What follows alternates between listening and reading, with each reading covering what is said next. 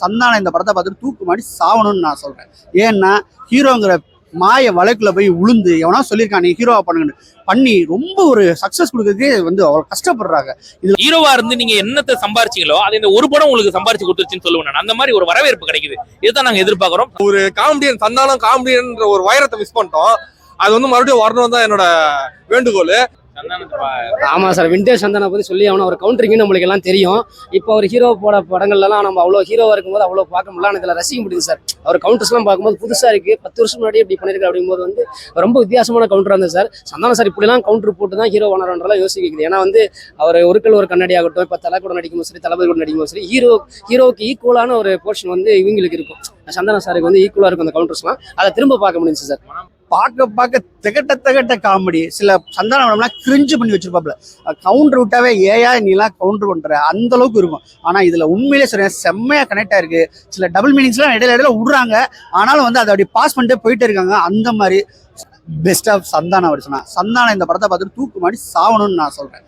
ஏன்னா ஹீரோங்கிற மாய வழக்குல போய் உளுந்து எவனா சொல்லியிருக்கான் நீ ஹீரோவா பண்ணுங்கன்னு பண்ணி ரொம்ப ஒரு சக்சஸ் கொடுக்கறதுக்கே அவ்வளவு கஷ்டப்படுறாங்க. இதுல பாத்தீங்கன்னா அடுத்தவங்களுடைய டைரக்ஷன்ல அமைதியா நடிச்சுட்டு அந்த பேரை பணம் சம்பாரிச்சிட்டீங்க. உங்களுக்கு தேவை என்ன தெரியுமா? ஒரு நேம், ஒரு பெரிய பேரு, ஒரு பெரிய நல்ல நடிகன் அப்படின்னு பேர் வாங்க. எல்லாம் சந்தானத்துக்கு கூட ஒரு அட்வைஸ் என்னன்னு பாத்தீங்கன்னாக்கா, தயவு செஞ்சு நீங்க ஹீரோ எல்லாம் வேணாம், தவிர்த்துருங்க, காமெடி என்ன பண்ணுங்க அப்படின்னு தான் சொல்லுவேன். அந்த மாதிரி நல்லா தான் பண்ணிருக்காப்ல. வேண்டான்னு தோணுது. ஹீரோவா இருந்து நீங்க என்னத்தை சம்பாரிச்சீங்களோ அது இந்த ஒரு படம் உங்களுக்கு சம்பாரிச்சு கொடுத்துருச்சுன்னு சொல்லுவேன். அந்த மாதிரி ஒரு வரவேற்பு கிடைக்குது. இதுதான் நாங்க எதிர்பார்க்கிறோம். சந்தானம் இப்படி பண்ணாலும் நல்லா இருக்கும்னு சொல்லுவேன். வேற ஒண்ணும் இல்லை. மெயின் ரீசன் படத்தோட காமெடி தான். சந்தானம் சார் எப்படி அவரோட பிரைம்ல இருக்கும்போது இந்த படத்தை எடுத்தாங்களோ, அந்த படம் இப்ப ரிலீஸ் ஆகும்போது அதே அந்த ஒரு பிரைம் டைம் அப்படியே ஃபுல்லா ஷோகேஸ் பண்ணுது. நல்லா சந்தான காமெடிலாம் ஒரு கவுண்டர் காமெடி. அதுதான் அந்த ஒரு காமெடியன் சந்தானம் காமெடியன்ற ஒரு வைரத்தை மிஸ் பண்ணிட்டோம். அது மறுபடியும் வரணும் தான் என்னோட வேண்டுகோள். நான் செம்மையா சிரிச்சேன் அவரோட காமெடி. அவர் பண்ற ஒரு கவுண்டர்லயும் காமெடிங்க. ஒரு கவுண்டர் கூட இது மொக்கெல்லாம் சொல்லவே முடியல. எல்லா கவுண்டரும் காமெடி ஆகுது. சந்தானம் சார் ஒரு ஹீரோவாவும் சரி, ஒரு காமெடியனாவும் சரி ரொம்ப சக்சஸ்ஃபுல்லா இருக்காரு. இந்த படத்துல காமெடி விஷயங்கள்லாம் சூப்பரா பண்ணிருக்காரு சார். அதுக்காகத்தான் நான் வந்தேன். பக்காவா ஒர்க் அவுட் ஆயிருக்கு. அவர் கொடுத்த ஒவ்வொரு கவுண்டருக்கும் தியேட்டரே சிரிச்சிட்டு இருந்தது. சிரிச்சு வயிறு வலிச்சிச்சு. அவ்வளோ நல்ல மூவி. இல்ல இப்ப சந்தான காமெடிஸ்லாம் இப்ப நிறைய பேர் பார்க்க முடியல. நிறைய மூவிஸ்ல அவங்களுக்கு சந்தான காமெடி நல்லாவே இருக்கு. அந்த டியர்ஸ்ல எப்படி நம்ம பார்க்கணும், என்ஜாய் பண்றோம், அதே மாதிரி இருக்கு. பயங்கரமா இருக்கு. சந்தானம் தானே மாற்றே. பழைய சந்தானத்தை பாத்துருக்கோம். பிளஸ் தயவு செஞ்சு அவர் ஹீரோவா மட்டும் பார்த்து தலையில அடிச்சுட்டு வரேன். பயங்கரமா இருக்கு. ஹீரோவெல்லாம் பண்ணவே சொல்லாதீங்க. பழைய மாதிரி வந்தாதான் அவருக்கும் சான்ஸ் இருக்கும். செம்ம காமெடி ப்ரோ. சந்தானம் தான் படமே. 2.5 hours நம்ம என்டர்டைன் பண்ணி ஹோல்ட் பண்ணி இந்த படத்தை கொண்டு போறதே சந்தானம் தான். அருமையா தான் இருக்கு சார். அதாவது என்னன்னா, அவர் பேசாம ஹீரோவை பார்க்காம இது இருந்திருக்கலாம் போல இருக்கு. அவ்வளவு அருமையா பண்றாங்க. நல்லது. சந்தான சாரை பத்தி சொல்லி ஆகணும். அவரு ஹீரோவை பார்த்துட்டு பழசா நம்ம காமெடியெல்லாம் பார்த்துருக்கோம். அந்த காமெடியெல்லாம் இதுல இந்த படத்துல நிறைய இடத்துல ஸ்கோர் பண்ணியிருக்காரு. முக்கியமா சொல்லணும்னா அந்த மாமியாரோட கான்செப்ட்ல வரும்போது அதான் காமெடியே.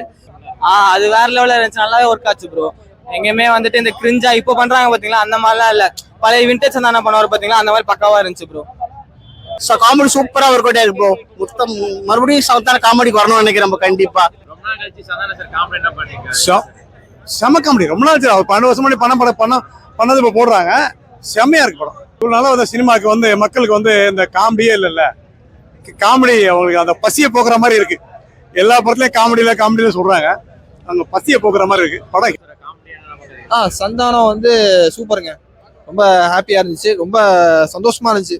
Santhanam sir main. சந்தானோட காமெடிக்கு தான் நான் வந்தது.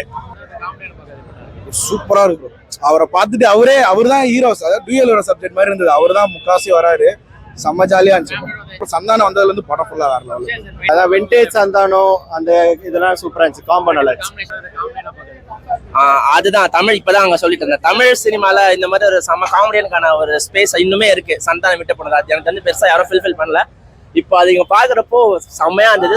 பிளாஸ்ட் தியேட்டர்ல காமெடி சீன்ஸ் எல்லாம் சூப்பரா இருந்தது. கண்டிப்பா சந்தானமே ரொம்ப நாள் கழிச்சு இப்பதான் பாக்குற ஒரு படம் நடிச்சிருக்காரு. நல்லா பயங்கர காமெடி இருந்துச்சு. செம்ம ஜாலியா இருந்துச்சு படம். சந்தானம்னால தான் படம் ஓடிச்சு ப்ரோ.